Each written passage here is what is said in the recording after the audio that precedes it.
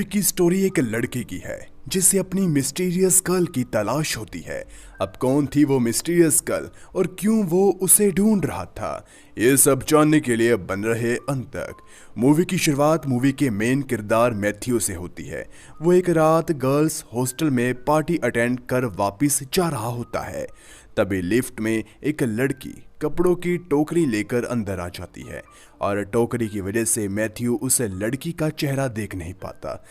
तभी अचानक से हॉस्टल की लाइट चले जाने की वजह से दोनों लिफ्ट में ही फंस जाते हैं और अंधेरे का फायदा उठाते हुए दोनों लिफ्ट में ही इंटीमेट हो जाते हैं।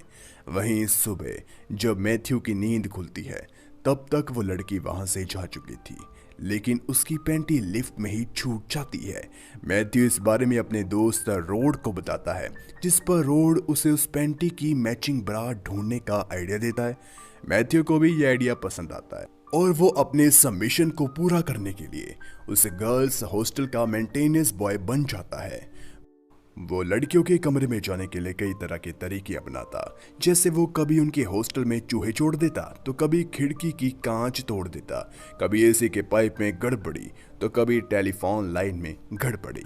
इन सभी चीज़ों को ठीक करने के लिए उसे अक्सर गर्ल्स हॉस्टल में बुलाया जाता था और मैथ्यू इसी बहाने हॉस्टल में मौजूद सभी लड़कियों के कमरे में घुस जाता था और उस पैंटी से मैच होती हुई ब्रा को ढूंढने में लग जाता था। मिशन के दौरान उसकी नज़र पैटी नाम की एक लड़की पर पड़ती है जिसे उसका बॉयफ्रेंड क्रिक तंग कर रहा था। मैथ्यू क्रिक से भिड़ जाता है, लेकिन इसमें क्रिक की कुटाई हो जाती है। इसके बावजूद क्रिक उन दोनों को धमकी देते हुए वहां से चला जाता है और उसके जाने के बाद पैटी मैथ्यू के निपल्स पर बर्फ लगाती है, जो कि क्रिक के साथ लड़ने की वजह से बिल्कुल सूज चुके थे। अगले दिन मैथ्यू की मुलाकात हॉस्टल की सबसे खूबसूरत लड़की सिंथिया से होती है और उसकी खूबसूरती देखकर वो नर्वस हो चुका था। सिंथिया भी अपनी खूबसूरती का फायदा उठाते हुए मैथ्यू से अपने टॉयलेट की सफाई करवा लेती है। एक दिन मैथ्यू लड़कियों की टीवी ठीक कर रहा था, तभी अर्लिन नाम की एक लड़की उससे फुटबॉल खेलने के लिए इनवाइट करती है। गेम में हारने वाले को अपने कपड़े उतारने पड़ते हैं। मैथ्यू हार जाता है और रूल्स के मुताबिक अर्लीन उसकी अंडरवेयर भी उतरवा देती है, मगर मैथ्यू की किस्मत अच्छी थी। दरअसल उसका प्राइवेट पार्ट उस वक्त इरेक्टेड था, जिसे देखकर अर्लिन और उसकी फ्रेंड्स मैथ्यू से काफ़ी ज़्यादा इम्प्रेस हो जाती है। वहीं मैथ्यू ने लगभग हर कमरे में जाकर उस पैंटी से मैच होती ब्रा को ढूंढने की कोशिश करी थी, लेकिन उसके हाथ कुछ नहीं लगा था। तभी उसे डोरा नाम की एक लड़की का कमरा याद आता है, जो कि कभी अपने रूम से बाहर नहीं आती थी। कुछ देर बाद मैथ्यू ने डोरा से बात करने की कोशिश करी थी, लेकिन उसने उसमें कोई इंटरेस्ट नहीं दिखाया। दरअसल डोरा को लगता था कि उसके बदसूरत होने की वजह से कोई भी उससे दोस्ती नहीं करना चाहता। इसके बाद मैथ्यू एक लड़की के बाथरूम में टॉयलेट कर रहा होता है कि तभी एक लड़की वहां आ जाती है और वो लड़की मैथ्यू की ही फ्रेंड वेंडी थी, जो कि उसके साथ ही स्कूल में पढ़ती थी। तभी मैथ्यू लिफ्ट वाली उस अनजान लड़की के बारे में वेंडी को बताता है और वेंडी भी उस अनजान लड़की को ढूंढने के लिए तैयार हो जाती है। थोड़ी देर बाद वेंडी लड़कियों का ध्यान भटकाने में लग जाती है और इधर मैथ्यू छुपके से उनके कमरे में जाकर ब्रा ढूंढने लग जाता है और एक लड़की के कमरे में उसे मैचिंग ब्रा मिलती है, लेकिन वो लड़की गूंगी थी। मैथ्यू को यह बात पता थी कि उसकी वो मिस्टीरियस लड़की गूंगी नहीं थी। कोई और रास्ता ना होने की वजह से मैथ्यू एक न्यूज़पेपर में ऐड देता है कि वो हर थर्सडे की रात को हॉस्टल के बेसमेंट में उस मिस्टीरियस लड़की का इंतज़ार करेगा। मैथ्यू अब हर थर्सडे को उस लड़की का इंतज़ार करने लग जाता है। ऐसे ही कई हफ्ते बीत जाने के बाद एक लड़की आती है, जिसे देखकर मैथ्यू को लगता है कि शायद ये वही लड़की है, मगर वो और कोई नहीं बल्कि वेंडी थी। वो मैथ्यू से कहती है कि यहाँ आज कोई नहीं आने वाला। फिर वो उसे अपने रूम में डिनर करने के लिए ले जाती है, जहाँ मैथ्यू कहता है कि उसे लड़कियों से बात करने में काफ़ी नर्वस फील होता है। मैथ्यू के इसी डर को दूर करने के लिए वेंडी उसे एक लड़की जैसा बना देती है और उसका नाम फ्रांसिस्का रखती है।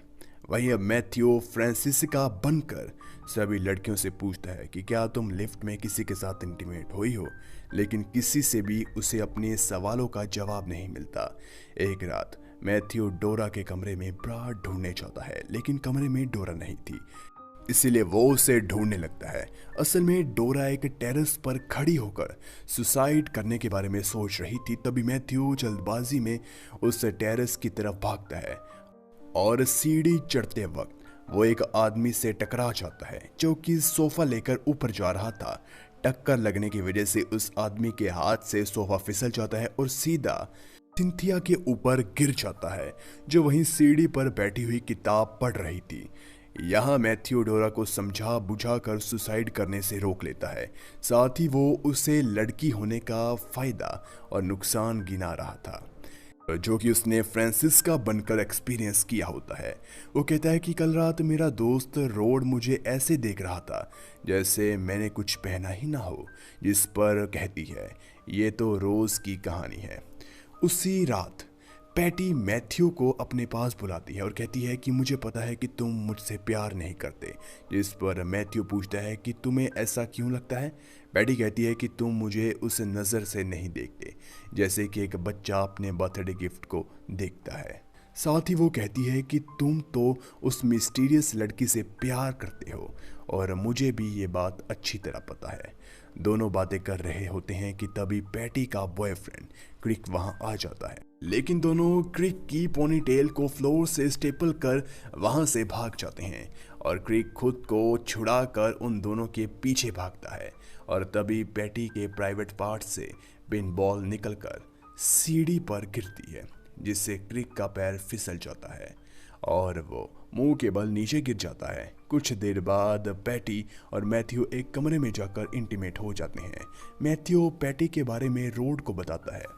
तभी हमें पता चलता है कि रोड को लड़कियों से काफ़ी चिढ़ती। मैथ्यू से पूछता है कि तुम लड़कियों से इतनी नफरत क्यों करते हो, पर रोड उसे कुछ नहीं बताता। वो कहता है कि हाल ही में फ्रांसिस्का नाम की एक लड़की के साथ मैं रिलेशनशिप में आया हूँ और पिछली रात ही उसके साथ इंटीमेट हुआ। क्योंकि मैथ्यू ही फ्रांसिस्का था तो वो समझ जाता है कि रोड झूठ बोल रहा है। वही अब मैथ्यू को लग रहा था कि उसने पैटी को सिर्फ यूज़ किया है, और जब ये बात उस मिस्टीरियस लड़की को पता चलेगी तब वो उसे क्या समझेगी। इसके बावजूद मैथ्यू फिर से थर्सडे नाइट को उस लड़की का इंतज़ार कर रहा होता है। तभी लकीली वहाँ मिस्टीरियस गर्ल आ जाती है। बेसमेंट में काफ़ी अंधेरा होने की वजह से मैथ्यू इस बार भी उस लड़की का चेहरा देख नहीं पाया। तभी वो लड़की कहती है कि तुम मुझे ढूंढना बंद कर दो, मैं तुम्हें पसंद नहीं करती। मैथ्यू इस बारे में वेंडी को बताता है, जिस पर वेंडी कहती है कि शायद उसका पहले से ही बॉयफ्रेंड हो। अब धीरे धीरे सेमेस्टर ख़त्म हो रहा था, इसलिए मैथ्यू के पास अब कुछ दिन ही और बचे थे। जिसके बाद मैथ्यू फ्रांसिस्का बनकर पैटी के पास जाता है और उससे पूछता है कि तुम्हें मैथ्यू कैसा लगता है, जिस पर पैटी कहती है मुझे वो पसंद नहीं। दरअसल पैटी मैथ्यू से प्यार करती थी, पर मैथ्यू ने उसे उस नज़र से नहीं देखा, इसीलिए वो उसको ऐसा जवाब दे रही थी।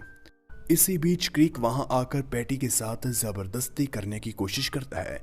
फ्रांसिस्का उसे रोकने की कोशिश करती है। क्रिक फिर उसके साथ भी मिसबिहेव करना शुरू कर देता है, जिसके कारण गुस्से में फ्रांसिस्का क्रिक की जीभ को अपने दांतों से काट देती है। वहीं अब और कोई रास्ता ना होने की वजह से मैथ्यू गर्ल्स हॉस्टल के सामने ही मिस्टीरियस गर्ल के लिए अपनी फीलिंग्स को शेयर करता है और हॉस्टल में मौजूद लगभग सभी 100 लड़कियां मैथ्यू के प्रपोजल से इम्प्रेस हो जाती है और लड़कियां कहती है कि मैं ही वो मिस्टीरियस गर्ल हूँ। मैथ्यू डिसाइड ही नहीं कर पाता कि इन 100 में से कौन सी उसकी मिस्टीरियस गर्ल है। तभी उसे हॉस्टल की बंद खिड़की पर एक शैडो दिखाई देती है, जिससे उसे समझ आ जाता है कि वही उसकी मिस्टीरियस गर्ल है। वो दौड़कर उस लड़की के कमरे में जाता है, जहाँ उसे पता चलता है कि वो कोई और नहीं बल्कि पैटी थी, मगर पैटी उसे रिजेक्ट कर देती है। वो कहती है कि तुम उस पैटी से प्यार करते हो जिससे तुम लिफ्ट में लेते, मुझे नहीं। कुछ देर बाद मैथ्यू को याद आता है कि पैटी ने उसे एक बार कहा था कि जब किसी लड़के को किसी से प्यार होता है तब वो उसे ऐसे देखता है जैसे कोई बच्चा अपने बर्थडे गिफ्ट को। मैथ्यू अब वापस पैटी के पास जाकर उसे उसी नज़र से देखते हुए उसकी अनबॉक्सिंग करने लगता है। जैसे कि कोई बच्चा अपने बर्थडे गिफ्ट को खोल रहा हो। दोनों फिर इंटीमेट होते हैं और उनकी परछाई देखकर बाहर मौजूद लड़कियां कहती है फाइनली उसे अपनी मिस्टीरियस गर्ल मिल ही गई। और इसी के साथ ये मूवी खत्म हो जाती है। तो गाइज अगर वीडियो पसंद आई हो तो लाइक कीजिए, ऐसे ही वीडियोस के लिए हमारे चैनल को जरूर सब्सक्राइब कीजिए। मिलते हैं एक और वीडियो के साथ। Thanks for watching.